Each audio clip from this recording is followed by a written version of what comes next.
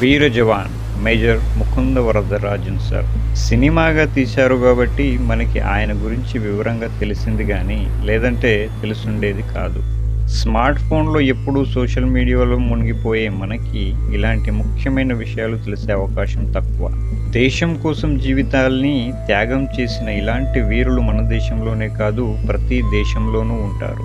వార్తల ద్వారా రక్షణ విభాగంలో కొంతమంది వీరుల గురించి మాత్రమే మనకు తెలుస్తుంది కానీ వెలుగులోకి రాని దేశ సరిహద్దుల్లో రాత్రుల్లో ఉదయించే సూర్యుళ్ళు ఎంతోమంది మనల్ని రక్షించడం కోసం పోరాడుతూనే ఉంటారు.